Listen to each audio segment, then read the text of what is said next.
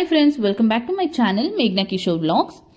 ಇವತ್ತು ನಾನು ನಿಮಗೆ ಒಂದು ಆರೋಗ್ಯಕರವಾದ ರೆಸಿಪಿನ ತೋರಿಸ್ಕೊಡ್ತಾ ಇದ್ದೀನಿ. ಉದ್ದಿನ ಕಾಳನ್ನ ಯೂಸ್ ಮಾಡಿಕೊಂಡು ಸಿಹಿ ಉದ್ದನ್ನ ಯಾವ ರೀತಿ ಮಾಡೋದು ಅನ್ನೋದನ್ನ ನೋಡೋಣ. ಈ ಉದ್ದಿನ ಕಾಳು ಬ್ಯಾಕ್ ಪೇನ್ ಇರೋರಿಗೆ, ಜಾಯಿಂಟ್ ಪೇನ್ ಇರೋರಿಗೆ ತುಂಬ ಒಳ್ಳೆಯದು. ಈ ಕಾಳಿನಲ್ಲಿ ಪೌಷ್ಟಿಕಾಂಶ ತತ್ವಗಳು ತುಂಬ ಜಾಸ್ತಿ ಇರುತ್ತೆ. ಅಂದರೆ ಫೈಬರ್ ಅಂಶ, ಡೈಟ್ರಿ ಫೈಬರ್ ಅಂಶ ಅತಿ ಹೆಚ್ಚು ಇರುತ್ತೆ. Protein, vitamin A, calcium, potassium, magnesium, ಹಾಗೆ ಜಿಂಕ್ ಅಂಶ ತುಂಬ ಜಾಸ್ತಿ ಇರುತ್ತೆ. ಹಾಗೆ ಕಾಪರ್ ಕೂಡ ತುಂಬ ಜಾಸ್ತಿ ಇರುತ್ತೆ.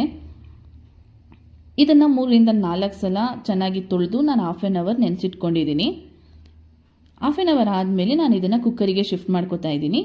1 ಕಪ್ ಕಾಳಿಗೆ 2.5 ಕಪ್ ನೀರನ್ನ ಆ್ಯಡ್ ಮಾಡಿಕೊಂಡು ಕುಕ್ಕರ್ನಲ್ಲಿ 7 ರಿಂದ 8 ವಿಷಲ್ನ ಕೂಗಿಸ್ಕೊತಾ ಇದ್ದೀನಿ. ಕಾಳು ಬೆಂದಷ್ಟು ತುಂಬ ರುಚಿ ಸಿಗುತ್ತೆ. ಅದಕ್ಕೋಸ್ಕರ ಚೆನ್ನಾಗಿ ಕಾಳನ್ನು ಬೇಯಿಸ್ಕೊಳ್ಳಿ. ಇದನ್ನು ಈ ಥರ ಸಿಹಿ ಉದ್ದನ್ನ ಮಾಡೋರು ಈ ಥರ ಮಾಡ್ತಾರೆ. ಇನ್ನು ಕೆಲವರು ಉದ್ದಿನಿಟ್ಟು ಅಂತ ಮಾಡಿ ತಿಂತಾರೆ, ಅದು ಕೂಡ ಚೆನ್ನಾಗಿರುತ್ತೆ. ಮತ್ತು ಉದ್ದಿನ ಕಾಳನ್ನು ಯೂಸ್ ಮಾಡಿಕೊಂಡು ಸ್ಮೂತಿನೂ ಸಹ ಮಾಡ್ತಾರೆ. ನಾನು ನನ್ನ ಮುಂದಿನ ವೀಡಿಯೋಸ್ನಲ್ಲಿ ಅದನ್ನು ಕೂಡ ನಾನು ನಿಮಗೆ ತೋರಿಸ್ಕೊಡ್ತೀನಿ. ಈಗ ಕುಕ್ಕರ್ನಲ್ಲಿ 7 ರಿಂದ 8 ವಿಷಲ್ ಕೂಗಿಸ್ಕೊಂಡು ತಣ್ಣಗಾದ್ಮೇಲೆ ಚೆಕ್ ಮಾಡಿ ಕಾಳು ಬೆಂದಿದೆಯಾ ಇಲ್ವಾ ಅಂತ. ಕಾಳು ಹದವಾಗಿ ಬೆಂದಿದೆ ಅಂತ ಹೇಳಿದ್ರೆ ನೆಕ್ಸ್ಟ್ ಇದಕ್ಕೆ 1 ಕಪ್ ಕಾಳು ತಗೊಂಡಿದ್ರೆ 1 ಕಪ್ ಅಷ್ಟು ಕೊಬ್ಬರಿನ ತುರಿದಿಟ್ಕೊಂಡು ಅದನ್ನು ಮಿಕ್ಸ್ ಮಾಡ್ಕೊಳ್ಳಿ.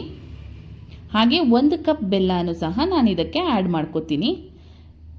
ಸಿಹಿ ಜಾಸ್ತಿ ಬೇಕು ಅನ್ನೋರಿಗೆ ಬೆಲ್ಲನ ಕನ್ಸಿಸ್ಟೆನ್ಸಿ ನೋಡಿಕೊಂಡು ನೀವು ಆ್ಯಡ್ ಮಾಡ್ಕೊಳ್ಳಿ. ಸಿಹಿ ಕಡಿಮೆ ಬೇಕು ಅನ್ನೋರು ಅದು ನಿಮಗೆ ಬಿಟ್ಟಿದ್ದು, ಎಷ್ಟು ಬೇಕು ಸಿಹಿನ ಅಷ್ಟಕ್ಕೆ ಹೊಂದಾಣಿಕೆ ಮಾಡ್ಕೋಬೋದು. ಎಲ್ಲವನ್ನು ಮಿಕ್ಸ್ ಮಾಡಿ ಒಂದು 10 ರಿಂದ 15 ನಿಮಿಷ ಹಾಗೆ ಬಿಡಿ. ಯಾಕೆ ಅಂದರೆ ಈ ಬೆಲ್ಲ ಚೆನ್ನಾಗಿ ಕರಗಿ ಅದರ ರಸ ಕೊಬ್ಬರಿ ಮತ್ತು ಕಾಳಿನ ಜೊತೆ ಹೊಂದ್ಕೊಂಡ್ರೆ ಅದರ ರುಚಿನೇ ಬೇರೆ ನೆಕ್ಸ್ಟ್ ಲೆವೆಲಲ್ಲಿ ಇರುತ್ತೆ. ಅದಕ್ಕೋಸ್ಕರ ಈಗ ನೋಡಿ 15 ನಿಮಿಷ ಆದಮೇಲೆ ಬೆಲ್ಲದ ರಸ ತುಂಬ ಚೆನ್ನಾಗಿ ಬಿಟ್ಟಿದೆ. ಈಗ ಸಿಹಿ ಉದ್ದು ರೆಡಿಯಾಗಿದೆ.